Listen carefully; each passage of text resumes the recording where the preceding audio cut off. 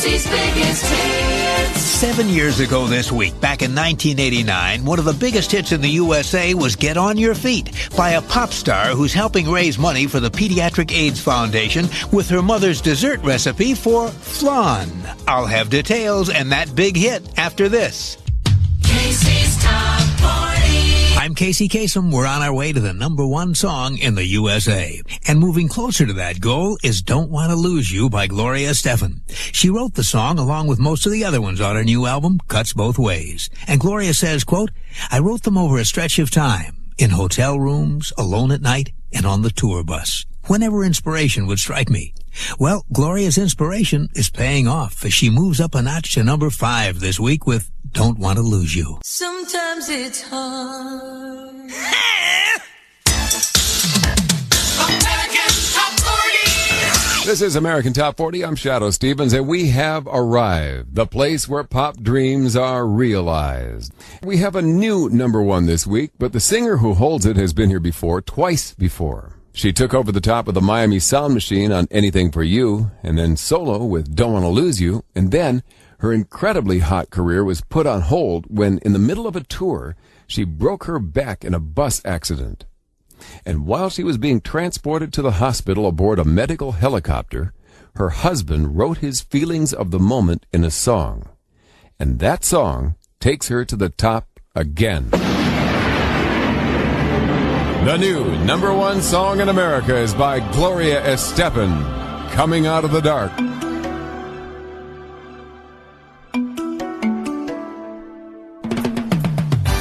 Casey's Top 40. I'm Casey Kasem. These are the week's biggest hits from 40 to number 1, and we're counting them down. Now we're up to the story of the poor immigrant who built a multi-million-dollar empire and made an international star out of singer Gloria Estefan. He's her husband, Emilio. His parents were a Lebanese couple who left that Arab nation to make a new life in Cuba. In 1966, they emigrated again, this time ending up in Miami. The family was dirt poor when they arrived in Florida. Emilio Estefan says he lived in a tiny apartment with 15 aunts and cousins, but he refused to surrender to poverty. Emilio took a job as a mailboy at a local beverage company, and in his spare time after hours and on the weekends, he did whatever he could to earn extra money. He took elderly women shopping in a rickety old car, and they paid him small change. Once he found some discarded old funeral wreaths, took off the ribbons, and made them into sashes for beauty pageant contestants. Then, one fateful afternoon, Emilio walked into a music store and talked the owner into letting him have a beat-up old accordion. He took that accordion to an Italian restaurant and said to the owner, "Please let me play here. I'll play for free, just for the tips." The owner agreed, and that's how Emilio began his music career. In the years since, he's gone from playing accordion in that Italian restaurant to forming a group with his wife Gloria called the Miami Sound Machine. And he's built a multi-million-dollar musical empire around that group, forming his own management and production companies. Right now, Emilio Estefan's top client is his wife Gloria, the woman whose career he's guided every step of the way. This week, their latest effort together moves up a notch to number 37 on Casey's Top 40. Casey's Top 40. Now we're up to our 4th debut. It's the brand new hit by superstar Gloria Estefan. She wouldn't give her husband-to-be the time of day until he won her heart playing the accordion. It all happened back in 1975 when a 17-year-old Cuban-born girl named Gloria Fajardo was a guest at a wedding in her adopted hometown, Miami. The band at the wedding was a local group called the Miami Latin Boys, and Gloria told us they were pretty corny. She says, quote, "They were doing Latin standards and I wasn't taking much notice, just a lot of slow ballads for old people. I wanted to get up and dance, but there wasn't anything to dance to." Well, that was how it went on for most of the evening. And then, when things started to wind down, the band's leader, a percussionist named Emilio, started playing a solo number, a popular disco hit of the time called The Hustle. But he didn't play it on his timbales or congas. He played it on an accordion. Gloria says, quote, "I thought, boy, this guy must have guts because it's a very traditional affair. I was knocked out by his playing. I finally got up and started to dance. And then I asked him if I could sing a number with his band." Well, it was late in the evening, and Emilio figured, what the heck? So he gave the teenager a chance. Gloria sang one number. then a second, and then a third. And when she was done, everyone at the wedding gave her a standing ovation. And Emilio was so impressed he asked her to join his group.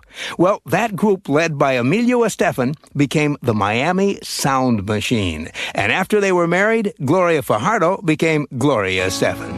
This week, Gloria enters Casey's Top 40 at number 37 with her 17th Top 40 hit. Casey's Coast to Coast. Well, now we're up to Turn the Beat Around. It's by a Latina superstar who taught herself to play guitar when she was just 8 years old.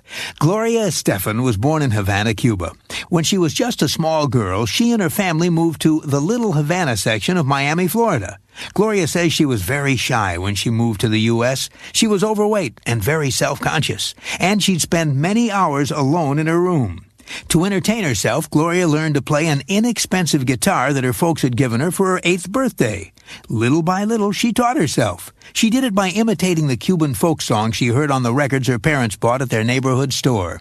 Gloria says she wasn't very good at first, but as she practiced and played the songs over and over, she came to know the instrument better, and soon her playing improved by leaps and bounds. She had natural musical talent.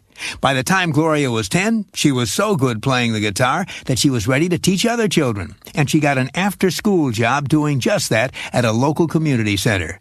But the bright young girl didn't just teach guitar there. She also gave lessons in English, a language she had learned just a few years earlier.